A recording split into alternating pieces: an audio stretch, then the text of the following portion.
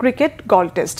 মঙ্গলবার শুরু হচ্ছে বাংলাদেশের শ্রীলঙ্কা মিশন। আইসিসি টেস্ট চ্যাম্পিয়নশিপে চতুর্থ আসরে এটি বাংলাদেশের প্রথম সিরিজ। দেশি ক্রিকেটের কঠিন সময়ে এই সিরিজে নতুন শুরুর প্রত্যাশায় নাজমুল শান্ত মিরাজরা। জ্বরের কারণে অনিশ্চয়তায় অফ স্পিন অলরাউন্ডার মেহেদী মিরাজ। বাংলাদেশের সময় সকাল 10:30টায় শুরু হবে ম্যাচ। মনির হোসেন খানের ডেস্ক রিপোর্ট।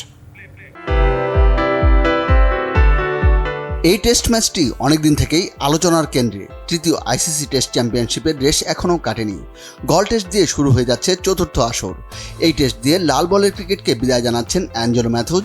সেই ম্যাথুজ 2023 বিশ্বকাপে বাংলাদেশের বিপক্ষে বিশ্বের প্রথম ক্রিকেটার হিসেবে হয়েছেন টাইমড আউট। ঘটনাটি সীমিত ওভার ক্রিকেটে হলেও বাংলাদেশ শ্রীলঙ্কার যে কোনো ম্যাচে ফিরে আসে বারবার। কিছু বাক্য বিনিময় হয়েছিল তখন, তবে আমি তাদের বিপক্ষে নই। আমরা সবাই নিজেদের জানপ্রাণ উজাড় করে দিয়ে খেলি। আমাদের মাঝে বন্ধুত্ব রয়েছে। আমি অনেকবার বাংলাদেশে গিয়েছি। বাংলাদেশের বিপক্ষে আন্তর্জাতিক ক্রিকেটে, ঘরোয়া ক্রিকেটেও তাদের সাথে অনেক খেলেছি আমি।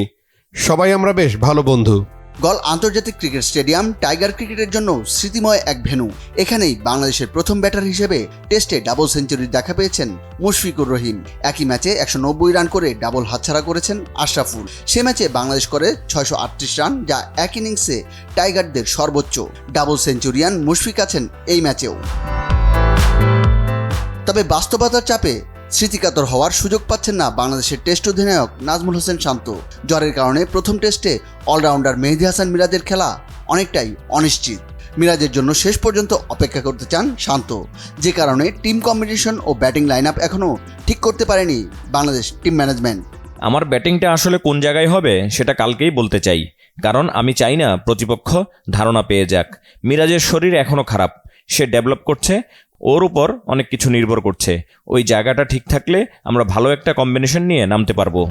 আন্তর্জাতিক ক্রিকেটে দুঃসময় চলছে বাংলাদেশের। বনেদি ক্রিকেটে অবস্থা আরও করুন। টেস্ট চ্যাম্পিয়নশিপের তৃতীয় আসরে 4 জয়ে সপ্তম স্থানে ছিল বাংলাদেশ। যদিও শেষ সাফল্য পাকিস্তানকে তাদের মাটিতে হোয়াইট ওয়াশ করা। চ্যাম্পিয়নশিপের বাইরে জিম্বাবুয়ের বিপক্ষে ঘরের মাঠে সিরিজে 1-1 ড্র করেছে টাইগাররা। এই সিরিজ দিয়ে নতুন দিনের স্বপ্ন বুনছেন শান্ত।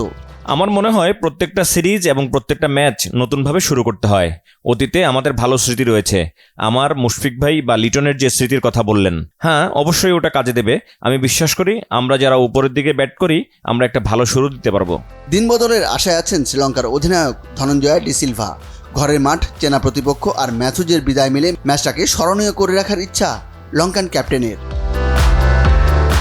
Monir Hossain Khan, Bangla vision sports desk.